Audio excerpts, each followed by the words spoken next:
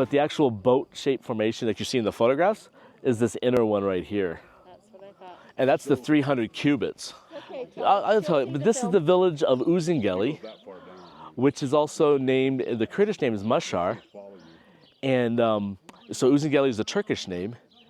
And this whole area is called Mashar, the name of this mountainside. And Mashar means doomsday or judgment mountain. What's your last name? Jones. So that picture in there is from you? Just think of Andy Jones and then you tell. Yes. It came down and that's what you see. Against the... No, we're actually gonna. That's why we need to watch the video.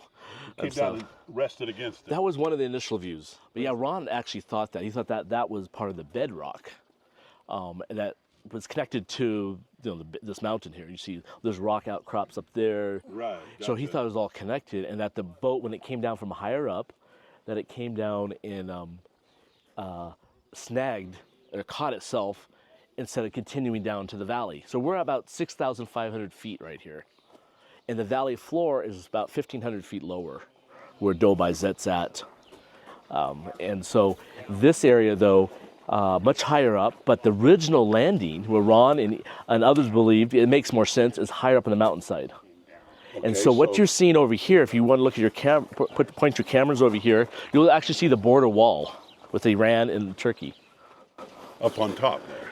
Yeah, so you see that tower. Is on the Iranian side. Well, the tower itself is a Turkish military tower, Farrell, but it's right. Okay, so we're talking about the Ark and the stone that it looked like it's snagged on. Like, what is that stone doing there?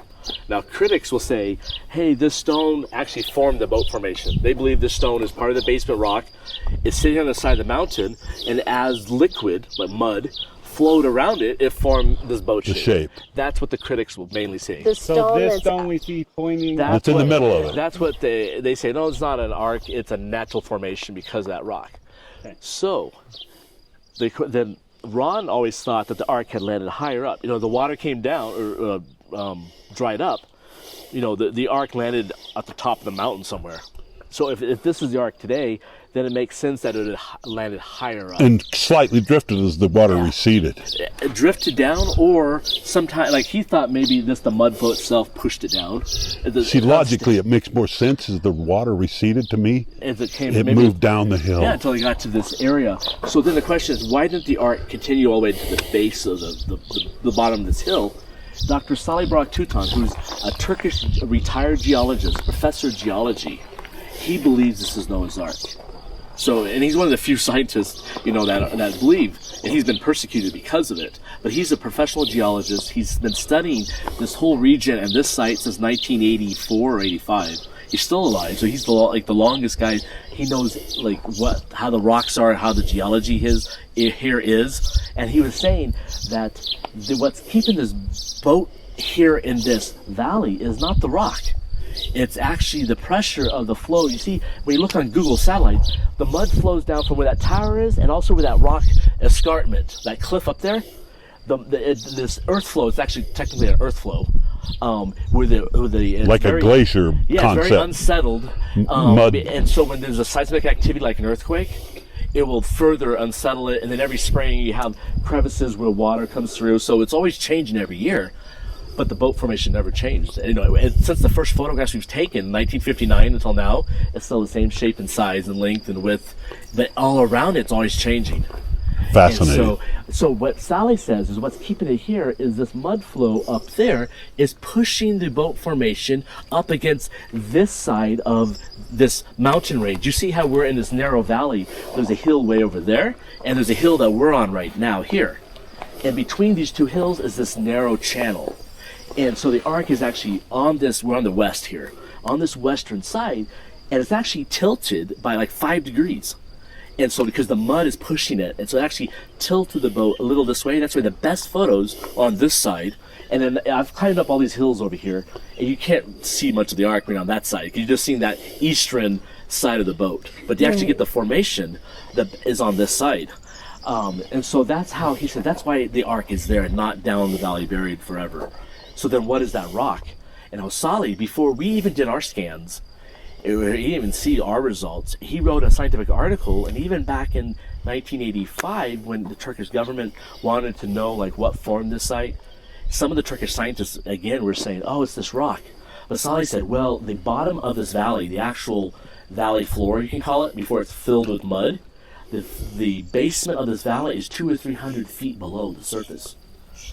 And so it's a narrow valley full of mud, and we're on top of this mud, the earth. And that rock is just a free-floating boulder. He said there's nothing in nature. Let's say this was the valley floor. He said you don't find like a chimney rock in a valley sticking up until it goes right to the surface, like what we see right there. So it moved down with the flow. That's what he suggests. He thinks, he said there's one possibility it rolled in from somewhere, like a big boulder to kind of roll down like an earthquake. Or it was up there when it came, after the Ark had disintegrated, or like hundreds or 1,000 years later, we don't know. It just kind of fell in. So when the Ark came down with it, it was already part of it.